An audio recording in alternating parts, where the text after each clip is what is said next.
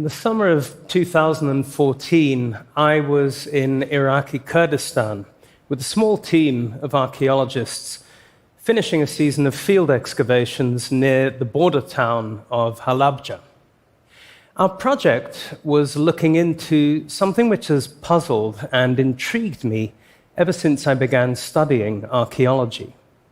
We're taught to believe that thousands of years ago, when our ancestors first invented agriculture in that part of the world, that it set in motion a chain of consequences that would shape our modern world in a particular direction, on a particular course. By farming wheat, our ancestors supposedly developed new attachments to the land they lived on. Private property was invented, and with that, the need to defend it. Along with new opportunities for some people to accumulate surpluses, came new labor demands, tying most people to a hard regime of tending their crops, while a privileged few received the freedom and the leisure to do other things, to think, to experiment, to create the foundations of what we refer to as civilization. Now, according to this familiar story, what happened next is that populations boomed, villages turned into towns, towns became cities, and with the emergence of cities, our species was locked on a familiar trajectory of development where spiraling populations and technological change were bound up with the kind of dreadful inequalities that we see around us today. Except, as anyone can tell you who's looked at the evidence from the Middle East, almost nothing of what I've just been saying is actually true. And the consequences, I'm going to suggest, are quite profound.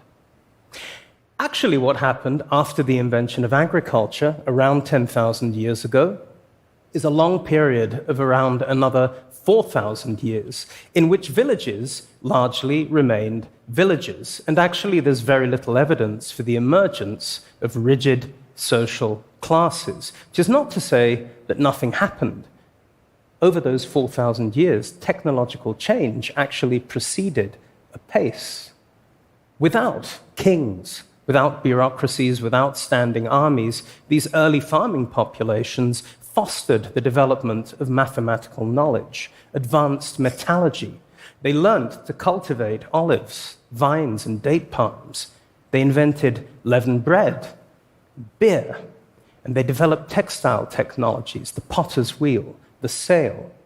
And they spread all of these innovations far and wide, from the shores of the Eastern Mediterranean up to the Black Sea, and from the Persian Gulf all the way over to the mountains of Kurdistan, where our excavations were taking place.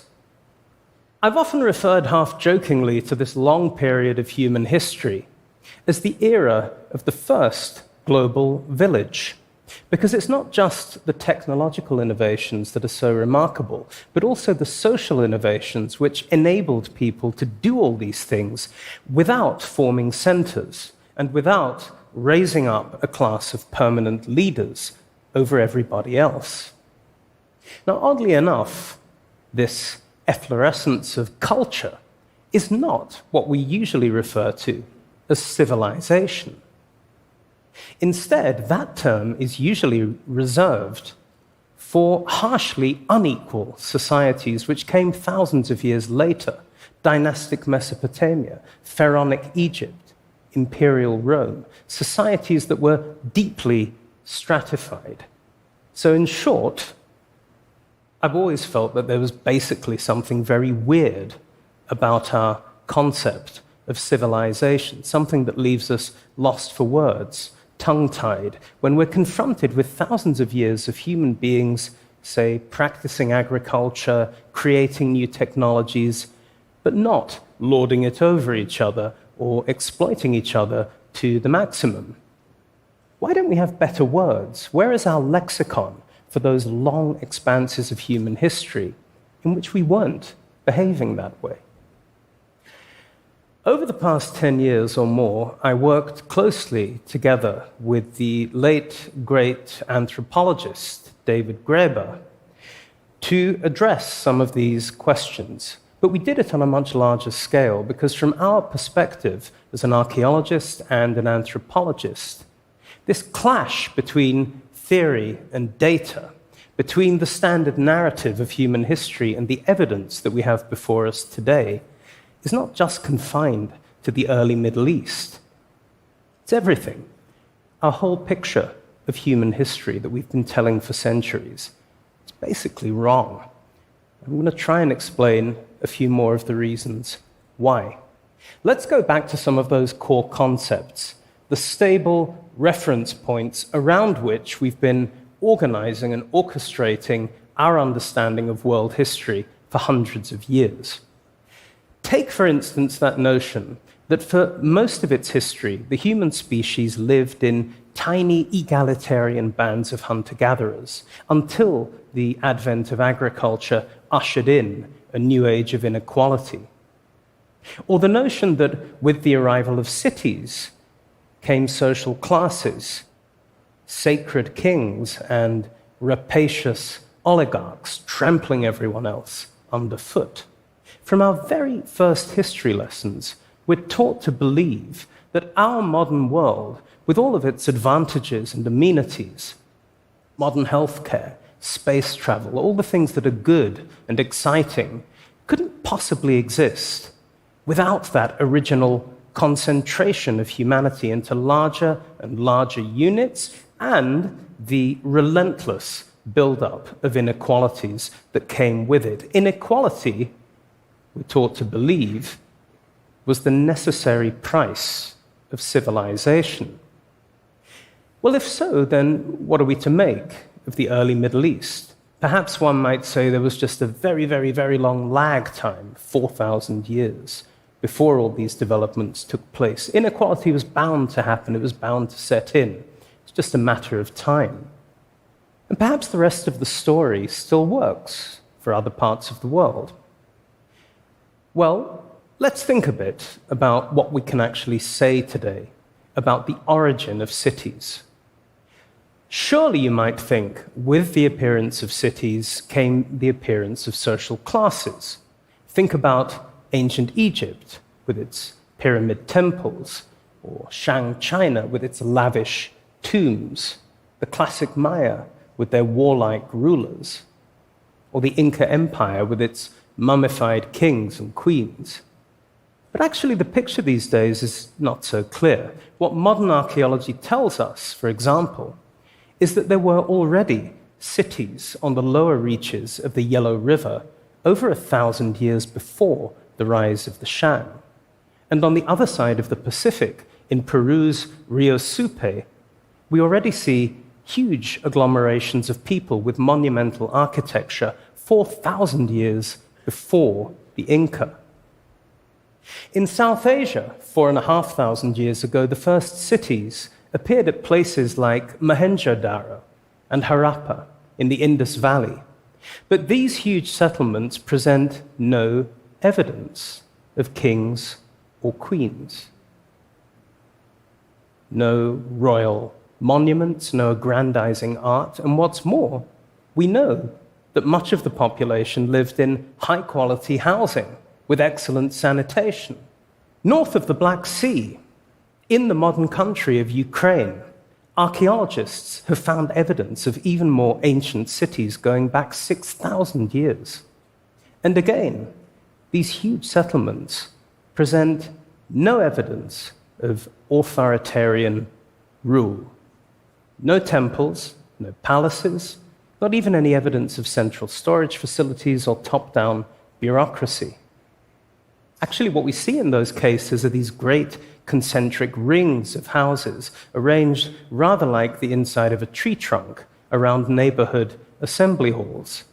And it stayed that way for about 800 years. So what this means is that long before the birth of democracy in ancient Greece, there were already well-organized cities on several of the world's continents which present no evidence for ruling dynasties. And some of them also seem to have managed perfectly well without priests, mandarins, and warrior politicians. Of course, some early cities did go on to become the capitals of kingdoms and empires. But it's important to note that others went in completely the opposite direction. To take one well-documented example, around the year 250 AD, the city of Teotihuacan in the Valley of Mexico, with a population of around 100,000 people, turned its back on pyramid temples and human sacrifices and reconstituted itself as a vast collection of comfortable villas housing most of the city's population. When archaeologists first investigated these buildings, they assumed they were palaces. Then they realized that just about everyone in the city was living in a palace with spacious patios and subfloor drainages and gorgeous murals on the walls. But we shouldn't get carried away. None of the societies that I've been describing was perfectly egalitarian. But then we might also remember that 5th century Athens, which we look to as the birthplace of democracy, was also a militaristic society founded on chattel slavery, where women were completely excluded from politics. So maybe by comparison, somewhere like Teotihuacan was not doing so badly at keeping the genie of inequality in its bottle. But maybe we can just forget about all that. We can look away. Perhaps all of these things I'm talking about are basically outliers. Maybe we can still keep our familiar story of civilization intact. And after all, if cities without rulers were really such a common thing in human history, why didn't Cortés and Pizarro and all the other conquistadors find any when they began their invasion of the Americas? Why did they find only Moctezuma and Atahualpa lording it over their empires? Except that's not true either. Actually, the city where Hernán Cortés found his military allies, the ones who enabled his successful assault on the Aztec capital of Tenochtitlan, was exactly one such city without rulers, an indigenous republic by the name of Tlaxcala, governed by an urban parliament, which had some pretty interesting initiation rituals for would-be politicians. They'd be periodically whipped and subject to public abuse by their constituents to sort of break down their egos and remind them who's really in charge. It's a little bit different from what we expect of our politicians today. And archaeologists, by the way, have also worked at this place, Tlaxcala, excavating the remains of the pre-conquest city, and what they find there is really remarkable. Again, the most impressive architecture is not temples and palaces. It's just the well-appointed residences of ordinary citizens arrayed along these grand terraces overlooking district plazas. And it's not just the history of cities that modern archaeological science is turning on its head. We also know now that the history of human societies before the coming of agriculture is just nothing like what we once imagined. Far from this idea of people living all the time in tiny bands of hunter-gatherers, actually what we see these days is evidence for a really wild variety of social experimentation before the coming of farming. In Africa, 50,000 years ago, hunter-gatherers were already creating huge networks, social networks covering large parts of the continent. In Ice Age Europe, 25,000 years ago, we see evidence of individuals singled out for special grand burials, their bodies suffused with ornamentation, weapons, and even what looked like regalia. We see public buildings constructed on the bones and tusks of woolly mammoth. And around 11,000 years ago, back in the Middle East, where I started, hunter-gatherers constructed enormous stone temples at a place called Göbekli Tepe in eastern Turkey. In North America, long before the coming of maize farming, indigenous populations created the massive earthworks of Poverty Point in Louisiana, capable of hosting hunter-gatherer publics in their thousands. And in Japan, again long before the arrival of rice farming, the storehouses of Sane Maruyama could already hold great surpluses of wild plant foods. Now, what do all these details amount to? What does it all mean? Well, at the very least, I'd suggest it's really a bit far-fetched these days to cling to this notion that the invention of agriculture meant a departure from some egalitarian Eden, or to cling to the idea that small-scale societies are especially likely to be egalitarian, while large-scale ones must necessarily have kings, presidents, and top-down structures of management. And there are also some contemporary implications. Take, for example, the commonplace notion that participatory democracy is somehow natural in a small community, or perhaps an activist group, but couldn't possibly ever scale up to anything like a city, a nation, or even a region. Well, actually, the evidence of human history, if we're prepared to look at it, suggests the opposite. If cities and regional confederacies held together mostly by consensus and cooperation existed thousands of years ago, who's to stop us creating them again today with technologies that allow us to overcome the friction of distance and numbers? Perhaps it's not too late to begin learning from all this new evidence of the human past, even to begin imagining what other kinds of civilization we might create if we can just stop telling ourselves that this particular world is the only one possible.